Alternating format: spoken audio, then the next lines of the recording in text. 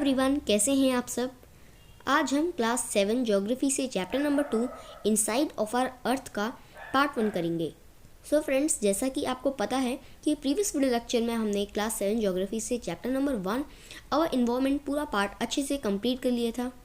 अब हम chapter number 2 inside of our earth का जो क्लास 7 ज्योग्राफी का चैप्टर 2 है उसको हम पढ़ेंगे, और ये है उस वीडियो का पार्ट 1। सो फ्रेंड्स, जैसा कि आपको पता है कि हमारी अर्थ एक डायनामिक प्लैनेट है। अब इस वीडियो में हम उसके इंटीरियर के बारे में बात करेंगे। So now without wasting your any time, let's move on the partition of the topics in this chapter. So friends, for your convenience we have divided the topics of the chapter in 2 parts, blocks see below.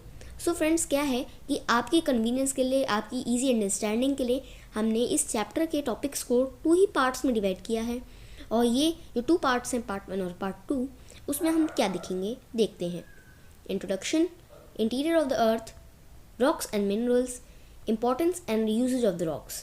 So friends, जैसा कि आपको पता है कि हमारा जो channel है वो एक टॉपिक के लिए, स्पेसिफिक टॉपिक के लिए एक स्पेसिफिक वीडियो डालता है, बट आज से हमारा फॉर्मेट बदल रहा है। अगर आपको फॉर्मेट जानना है तो इस वीडियो को कंटिन्यू रखिए। अगर फॉर्मेट में आपको इंटरेस्ट नहीं है तो आप इस वाले टाइम स्टैम्प पे जाके उसे देख सकते हैं, पूरी वीडियो को कंटिन्यू कर सकते हैं मीन्स। जो हमारा फॉर्मेट है उसमें हम क्या करेंगे, एक स्पेसिफिक वीडियो को ना लेते हुए, मतलब एक स्पेसिफिक टॉपिक को ना लेते हुए, हम क्या करेंगे 2 और 3 टॉपिक्स को कंबाइन करके उसका एक सिंपल वीडियो बनाएंगे, जिसमें आपको पार्टीशन दिखेगा, टेबल ऑफ कंटेंट भी दिखने आएगा। ऐसा क्यों? क्योंकि जो हमारी NCERT है उसमें चैप्टर्स इतने लॉन्ग नहीं है।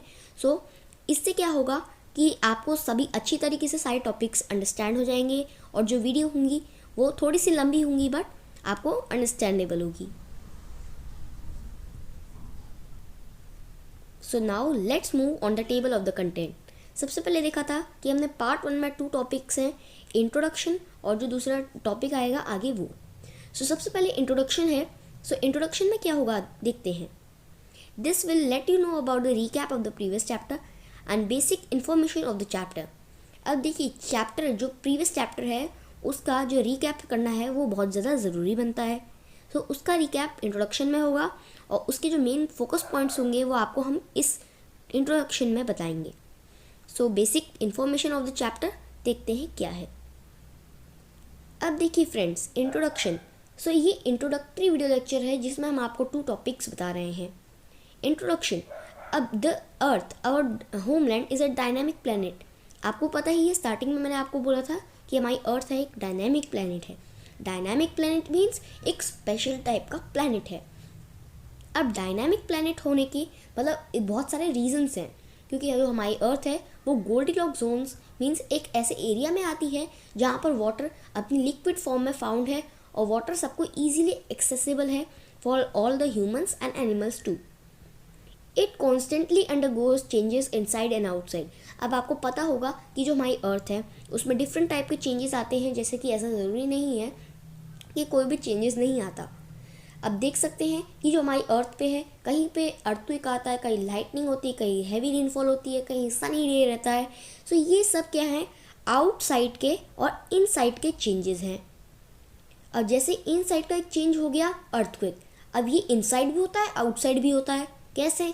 आउटसाइड ऐसे होता है क्योंकि ये मतलब आउट पार्ट पे हिलता है, इसका जो लैंड सरफेस होता है वो बाहर की तरफ होता है।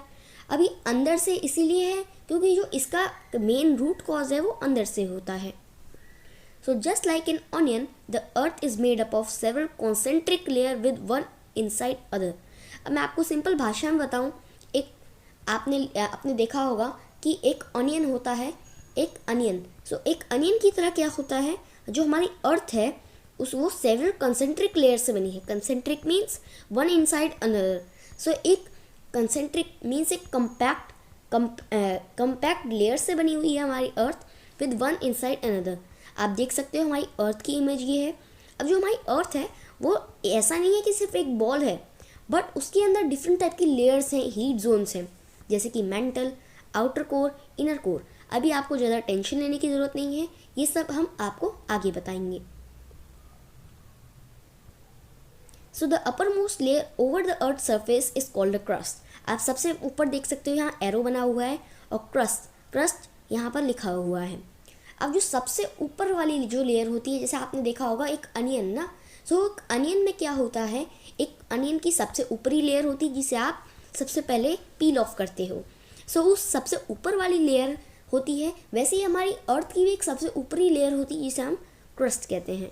सो जो हमारी अर्थ की सबसे टॉप मोस्ट और अपर मोस्ट लेयर होती है उसे हम क्रस्ट कहते हैं। It is the thinnest of all the layers, on an average it is about 35 kilometers deep. So क्या हुआ, जो हमारी अर्थ की जो लेयर है, जो क्रस्ट लेयर है, वो थिकेस्ट है। सारी लेयर्स जितनी भी mental, outer core, inner core मैंने आपको बताया, इन सभी से जो थिनेस्ट है, सबसे थिनेस्ट मीन सबसे पतली। वैसे ही आप अनियन में देखते हो कि क्या होता है, एक सबसे थिनेस्ट लेयर होती है और उसके बाद उसे थोड़ी थोड़ी डीप होने लग जाती हैं लेयर्स। सो अब देखा हमने कि अर्थ, अब जो हमारी अर्थ एक डायनेमिक प्लेनेट है, एक कॉमन सेंस की बात आती है कि देखिए हमारी अर्थ पे वाटर बॉडी का जो परसेंटेज है, जो एग्जिस्टेंस परसेंटेज है, वो है 70% और जो लैंड सरफेस है वो है 30%। ये तो आपको पहले से पता होगा। सो इसी पे बेस्ड क्या मैं आपको बताने जा रहा हूँ। अब जो मैं आपको बताऊँगा वो टॉपिक नंबर 2 है, इनसाइड ऑफ द अर्थ। ये टॉपिक नंबर 2 है हमारा इस चैप्टर का। So this will let you know about the interior of the earth surface, how is it in reality, this all we will get to know. So now let's know about it. So friends देखिए कि जो हमारी अर्थ है उसका inside कैसे है, वो अंदर से कैसी है। As we know there are 2 types of surfaces और मास ऑन द अर्थ। हमारी अर्थ पे 2 टाइप के सर्फेसेस हैं या फिर मासेस है हमारी अर्थ पे। मैंने आपको बताया कि हमारी अर्थ का 70% जो हिस्सा है वो क्या है, वाटर का है, और जो 30% हिस्सा है वो लैंड का हिस्सा है। सो कॉन्टिनेंटल मास एंड ओशियानिक मास। अब जो कॉन्टिनेंटल मास है वो लैंड का सरफेस है, और जो ओशियानिक मास है वो ओशन का सरफेस है, मीन सी सरफेस आप कह सकते हो। ओके, सो नाउ आपको मतलब मैं आपसे एक विश्वास रखता हूँ कि आपको ये सारे के सारे टॉपिक्स क्लियर हो गए होंगे जो मैंने अभी तक आपको एक्सप्लेन किए हैं, और होने भी चाहिए बिकॉज आपको बहुत अच्छी तरीके से मैं बारी बारी एक्सप्लेन करते जा रहा हूँ। सो अगर आपको ये वीडियो अच्छी लग रही है सो प्लीज़ लाइक का बटन ज़रूर से दबा दीजिएगा, कंफ्यूज मत कीजिएगा। So length of the crust in both the masses. अब देखिए ये मासेस अलग अलग हैं, इनका नाम अलग अलग है, तो इनके फीचर्स भी कुछ अलग अलग तो होने ही चाहिए और हैं भी। सो ये जो क्रस्ट है, दोनों तरीके से क्रस्ट मीन्स आप कॉन्टिनेंटल मास के जगह कॉन्टिनेंटल क्रस्ट कर दो। सो ये जो लैंड का क्रस्ट है, जो ज़मीन का क्रस्ट है, और जो ओशन का क्रस्ट है, ये दोनों अलग अलग हैं। अब देखते हैं कैसे। So the length of the crust in both the masses are different. अब नाउ देखते हैं कि कैसे अलग हैं। On the oceanic masses crust है अबाउट ओनली 5 किलोमीटर्स। अब देखिए जो सी लेवल है वहाँ पर क्या है, वाटरी वाटर है। सो उसके बाद जहाँ पर ओशन बेड है मीन्स वाटर, जैसे आप समझ सकते हो कि समुद्र है, समुद्र में पानी बहता है, उसके नीचे कहीं ना कहीं लैंड तो होगा। सो उस लैंड पे जाने के बाद अगर आप 5 किलोमीटर डीप एक होल डिग करोगे, सो उसके बाद क्या, क्रस्ट का एंड हो जाएगा। वहीं पर ही अगर आप कॉन्टिनेंटल मास में एक 35 किलोमीटर्स का डीप होल करोगे, सो क्या होगा, वहाँ पर आपको मेंटल का एग्जिस्टेंस मिल जाएगा। On the surface floor continental mass the crust width extends up to 35 kilometres of length. Constitution and nature of both the giant land masses. अब देखते हैं कि जो इनका नेचर है या फिर इनके जो बनावट है इन बोथ द लैंड मासेस की कैसी कैसी है। अब लैंड मासेस ये मीन्स क्रस्ट। अब देख सकते हो कॉन्टिनेंटल मास जो है वो ज़्यादा थिक है as compare to the oceanic crust. Oceanic crust की जो मैक्सिमम लेंथ है वो है 5 किलोमीटर्स, एंड जो कॉन्टिनेंटल क्रस्ट है उसकी मैक्सिमम लेंथ है वो है 35 किलोमीटर्स। आप देख सकते हो यहाँ पर आपको दिखाई दे रहा होगा अपनी स्क्रीन पर।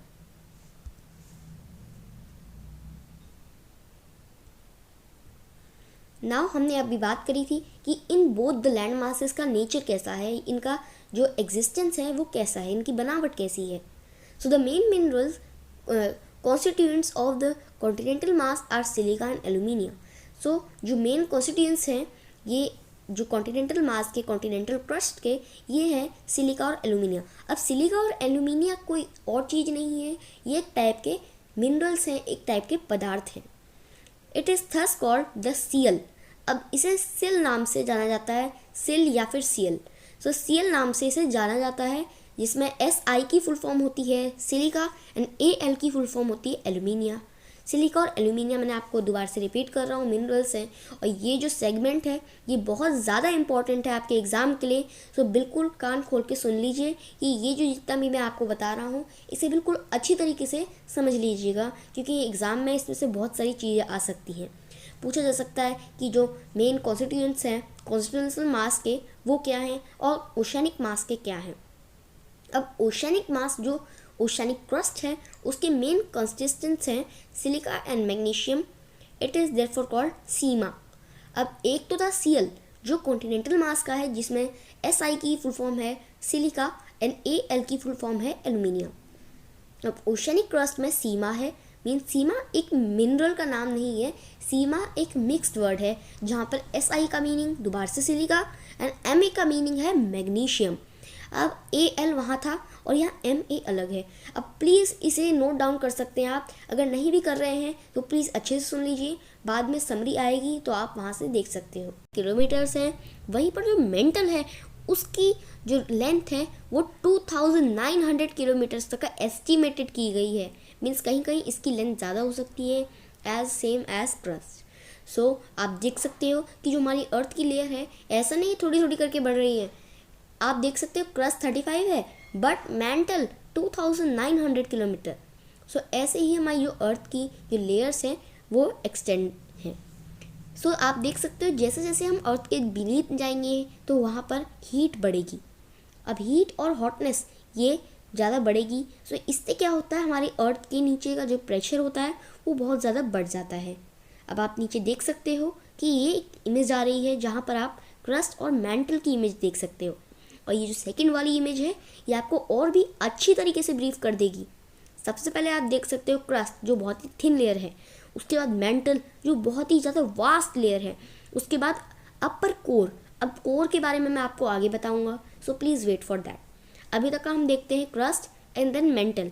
मेंटल की लेंथ आप देख सकते हो कितनी मोटी है, कितनी थिक शीट है। सो आप देख लिया आपने। So now move on to the core. So first of all, without moving on the core, so the innermost layer is the core with a radius of about 3500 kilometers. Core की तरफ ना बढ़ते हुए सबसे पहले हम उसका थिकनेस, उसकी रेडियस ही देख लेते हैं सबसे पहले। अब इसकी थिकनेस नहीं है, थिकनेस मीन्स कोर एक टाइप की एक बॉल होती है, मीन्स उसके आप थिकनेस कैसे निकाल सकते हो। मीन्स जैसे आप देख सकते हो कि मेंटल है, सो वो जो एक शीट टाइप का होता है उसके अंदर कोर और उसके बाहर क्रस्ट है। सो आपका जो कोर है वो एक टाइप का बॉल है। सो आप कोर यानी कि बॉल की थिकनेस कैसे निकाल सकते हो, इसे निकालने के लिए आप 3500 किलोमीटर्स को मल्टीप्लाई कर दीजिए by 2 which is the diameter which goes around 7000 kilometres. So 7000 kilometres उसका डायमीटर है किसका, कोर का। और जो कोर है वो मेंटल से भी बहुत ज़्यादा बड़ा है। ठीक है, सो आप देख सकते हो कि कोर और मेंटल कितने ज़्यादा बड़े हैं। It is mainly made up of निकल and iron and it is called nif. Nif या नाइफ आपकी प्रोनाउंसिएशन पे डिपेंड करता है कि आपकी प्रोनाउंसिएशन कैसी है। निफ में NI जो आता है वो है निकल के लिए एंड FE जो आता है वो फेरियस। अब फेरियस एक ऐसा वर्ड है जिसका लिटरल मीनिंग होता है आयरन।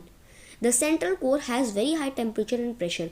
अब जो कोर होता है मैंने आपको जैसे बताया था हीट टेम्परेचर। सो ये जो हीट होती है ये जैसे जैसे आप अंदर जाओगे वैसे वैसे ये बढ़ते जाएगी। सो वैसे ही जब जैसे हीट बढ़ेगी वैसे ही प्रेशर तो ऑब्वियसली बढ़ेगा।